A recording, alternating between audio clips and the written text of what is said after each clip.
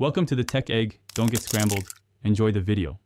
You start by confirming the Dell model and service tag because firmware methods differ by series. Power down the laptop, remove external power and the battery if possible to cut all power. Once done, ground yourself and open the access panel using a Phillips #0 or #1. This prevents shorting sensitive components. You need proof of ownership for support unlocks, so gather purchase info. Make sure to document the current BIOS version and any passwords entered so you can retrace steps if needed. Next, locate the CMOS coin cell and any BIOS clear or NVRAM reset jumper. These are commonly near the RAM or speaker.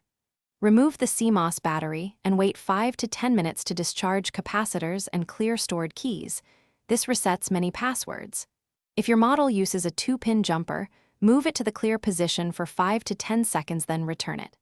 If you see labeled reset pads, you can short them briefly with a screwdriver. Do this only after confirming the exact pad layout for your model to avoid damage. After clearing, reinsert the CMOS battery, reassemble the laptop, and reconnect power. Then boot and enter BIOS to confirm the password is gone and set a new secure password if desired.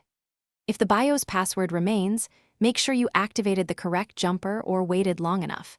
If that fails, contact Dell support with the service tag and proof of ownership for an authorized master reset. This is often required for newer models. If the system fails to boot, reset RAM and cables, and repeat the CMOS clear procedure. Thanks for watching. Consider subscribing if I helped unscramble your problems.